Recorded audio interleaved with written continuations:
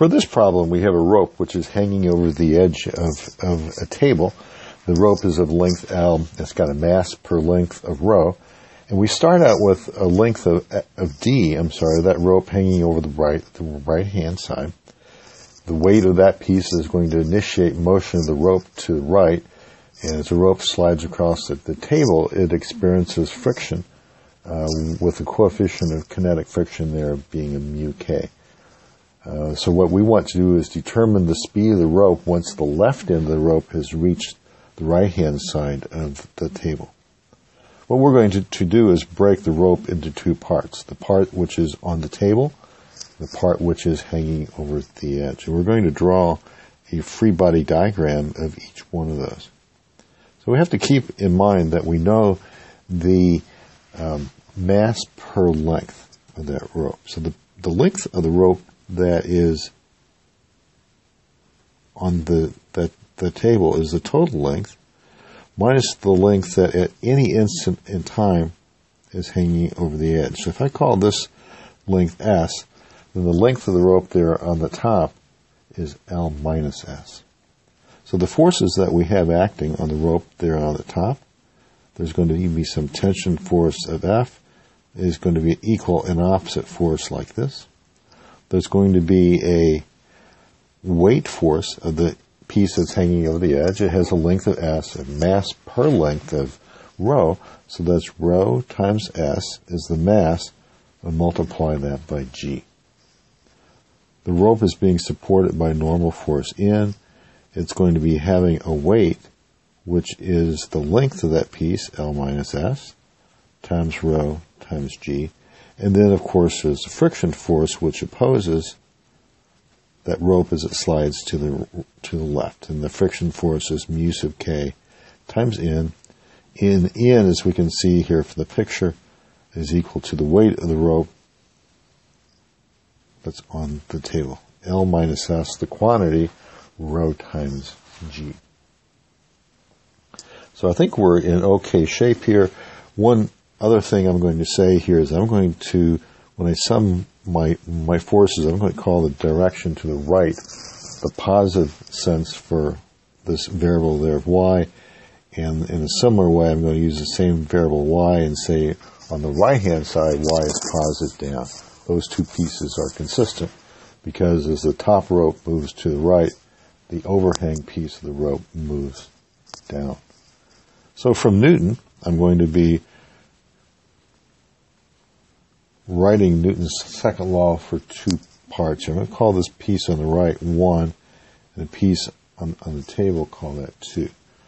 So the piece overhanging on the side, by some forces in y, and note that y is positive down, I have the weight of that rope, rho sg, with a plus sign, minus this tension force F at that cut, is equal to rho, the mass per length, the length S, where A is the acceleration of the rope. So therefore, the tension force F, as given by that part of the equation, is rho S times the difference between G and A. I'm going to call this equation 1. And then for piece 2. Piece 2, I'm going to sum forces in y. And for piece 2, y is positive to the right. So that's the tension force F minus the friction force lowercase f. And that's equal to the mass of that piece, which is rho times the length L minus S. And that gets multiplied again by the acceleration of the rope. All pieces on the rope have the same acceleration. So from this, I see that the tension force F is given by the friction force, which is mu k, L minus S, rho G, right-hand side rho times the quantity L minus S times A. So that is my equation 2. I don't really care about the tension force F, so what I'm going to do is equate equations 1 and equations 2. Two expressions for the same thing. So what I have from equation 1, that's going to be a rho S, quantity G minus A, is equal to mu K, L minus S, rho G, plus rho quantity L minus S times A. So I can see, of course, that the mass per length is not really going to be a factor in my answer because rho cancels out. I can see here I have a minus AS on this side. I have a minus AS on that side. So when I get through, what I have is an expression for the acceleration of the rope, which is 1 plus mu k, the quantity of that multiplied by g divided by L times S is equal to mu kg.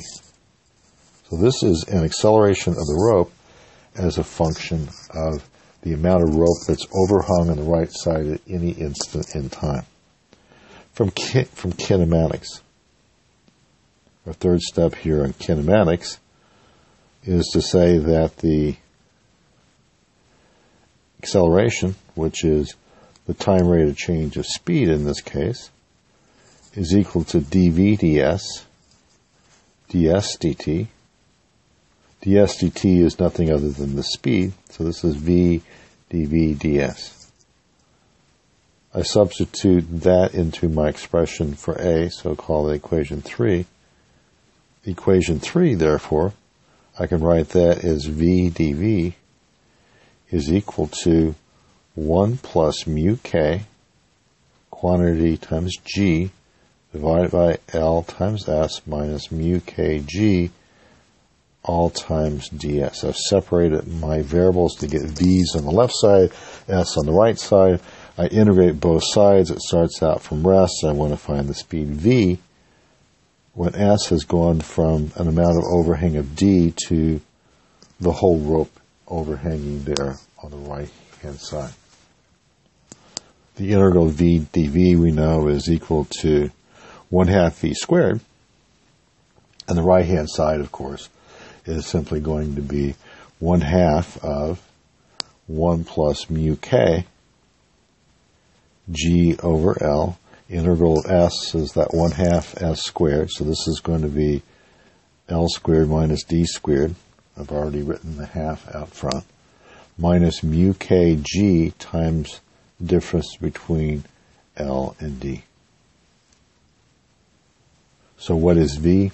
Well, what I can do is just multiply through by 2. So I get a 2 here and take the square root, and that gives me the speed. So this problem was simply taking this rope and dividing it up into 2 parts.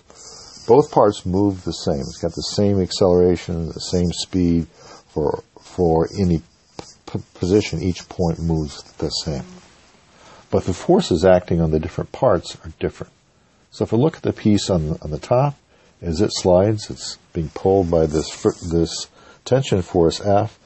It's being supported by normal force N. It's got a weight of L minus S rho G and a friction force to the left. Look at the forces on the right side. I get that. So use Newton twice. Once on the piece on the table, once on the piece on the overhang. Combine the two together. Solve for the acceleration. The second part is saying, well, I don't really want the acceleration. I want to know speed. And I want to know speed is a function of position. So I use the chain rule of differentiation. That is this result right here. Use separation of variables, do the integration, and I get v.